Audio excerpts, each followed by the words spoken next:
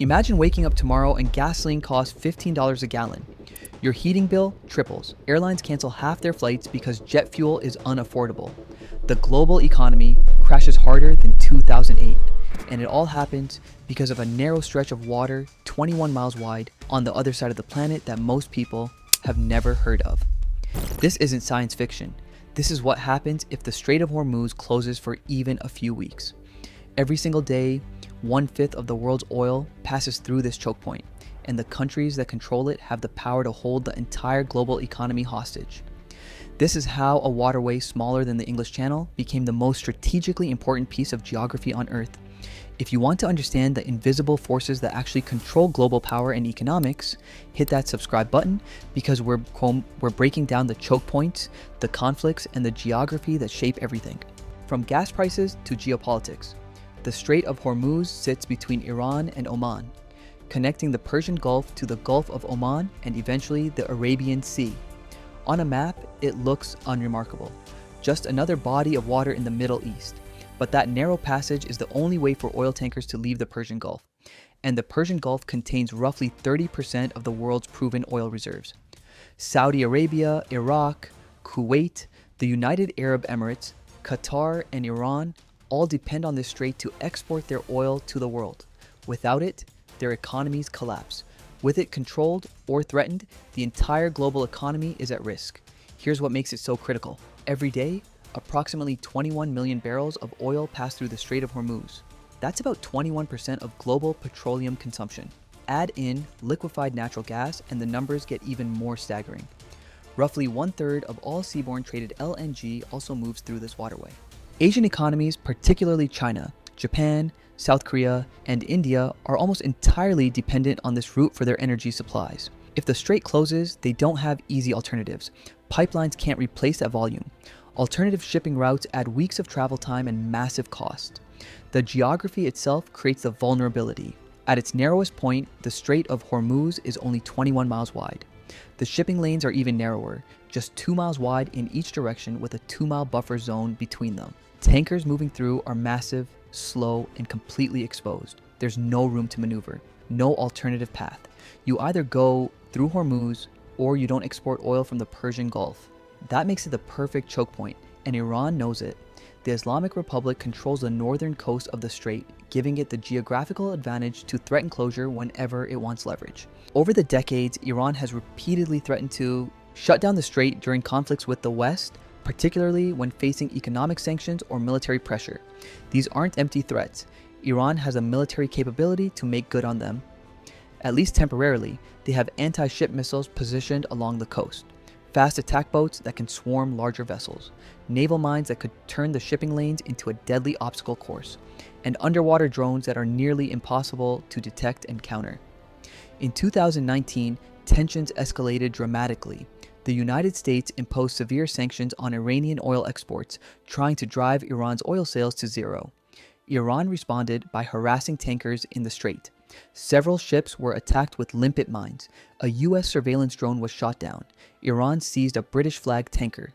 The message was clear: if Iran can't export its oil, nobody can. The global oil markets reacted immediately. Prices spiked. Insurance rates for tankers traveling through. Hormuz skyrocketed. Countries started discussing military escorts for commercial shipping. But here's what makes the situation so complex. Closing the Strait of Hormuz would hurt Iran just as much as anyone else. Iran exports over 90% of its oil through this waterway. Shutting it down means shutting down their own economy. But that's exactly what makes it such a powerful bargaining chip. It's a weapon of mutual destruction. Iran can't use it without massive self-inflicted damage, but that also means Western powers can't dismiss the threat as a bluff. Economic desperation or military conflict could push Iran to a point where they decide the damage is worth it. The United States has made it clear that keeping the Strait of Hormuz open is a vital national interest. The U.S. Navy's 5th Fleet is permanently stationed in Bahrain, specifically to ensure freedom of navigation through this waterway. American aircraft carriers regularly patrol the region. Minesweepers are positioned nearby. The message to Iran is unambiguous. Any attempt to close the strait will be met with overwhelming military force. But even with U.S. military dominance clearing the strait after Iran blocks, it wouldn't be quick or easy. Naval mines are notoriously difficult to sweep. Sunken vessels could obstruct shipping lanes for weeks. The economic damage during even a temporary closure would be catastrophic. Other countries have tried to reduce their dependence on Hormuz, but the options are limited. Saudi Arabia built the East-West pipeline, which can transport oil from the Persian Gulf to the Red Sea, bypassing Hormuz entirely. The UAE constructed a similar pipeline to its port in Fujairah, but these pipelines can only handle a fraction of the total oil exports from the region. They're insurance policies, not replacements. If Hormuz closes completely, global oil supplies would drop by millions of barrels per day, and no combination of pipelines, strategic reserves, or alternative sources could make up that shortfall quickly. The economic implications go far beyond just oil prices. Global supply chains are built on the assumption that energy will flow reliably and affordably.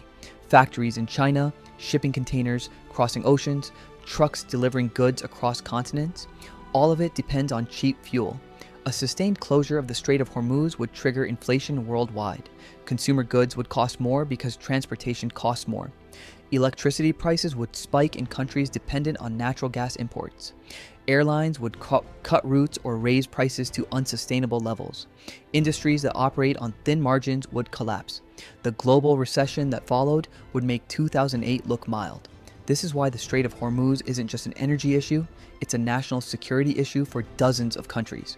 China has been investing heavily in alternative energy routes, including pipelines through Central Asia and Pakistan, specifically to reduce dependence on Hormuz. Japan and South Korea have no geographic alternatives, making them incredibly vulnerable. Europe is less dependent, but would still face massive price shocks. Even the United States, despite being energy independent thanks to shale oil production, would suffer because oil is a global commodity. If prices spike in Asia, they spike everywhere. The geopolitical leverage this gives Iran is immense, but it's also a burden. Iran can't actually close the strait without triggering a war it would almost certainly lose, but the threat alone is enough to shape negotiations, influence policy, and extract concessions. During nuclear deal negotiations, the implicit threat of Hormuz disruption was always in the background. Sanctions relief wasn't just about economics, it was about ensuring Iran had no reason to weaponize the strait. Climate change is adding another layer of complexity. As the world transitions away from fossil fuels, the strategic importance of the Strait of Hormuz should theoretically decline. But that transition will take decades, and in the meantime, demand for oil and gas remains massive. Emerging economies are still industrializing and increasing energy consumption. The strait will remain critical for at least another generation, possibly longer, and as oil becomes scarcer and more expensive, control over remaining supplies becomes even more valuable. The Strait of Hormuz might actually become more contested, not less, as the world moves toward decarbonization. There's also the question of accidents and miscalculations. The strait is crowded. Hundreds of vessels pass through every month. Military forces from multiple countries operate in close proximity. One miscommunication, one nervous commander, one technical malfunction could trigger an incident that spirals out of control. In 2020, Iran accidentally shot down a Ukrainian passenger jet during heightened tensions with the United States. If that kind of mistake happened in the Strait of Hormuz involving a military vessel, the consequences could be catastrophic. The Strait of Hormuz is a perfect example of how geography shapes power. It's not the biggest waterway, it's not the longest, but it's positioned exactly where it can control something the world desperately needs. That makes it more valuable than almost any other piece of territory on Earth. Countries have gone to war over far less strategic locations. The fact that the strait has remained open despite decades of tension is partly due to mutual deterrence and partly due to sheer luck. But luck doesn't last forever. Understanding the Strait of Hormuz means understanding how fragile our globalized world really is. We've built an economy that depends on goods and energy flowing freely across oceans. And we've placed critical choke points in the hands of countries with competing interests. The strait is a reminder that geography still matters, that location is power, and that control over a narrow piece of water can shape the fate of billions of people who will never see it. Now, here's a question for you. If you were advising a country heavily dependent on oil imports through the Strait of Hormuz, which strategy would you prioritize? Option A, invest massively in alternative energy sources to reduce dependence on imported oil entirely. Option B, build strategic petroleum reserves large enough to survive a 6-month closure of the strait. Option C, develop strong diplomatic and military alliances to ensure the strait remains open by any means necessary.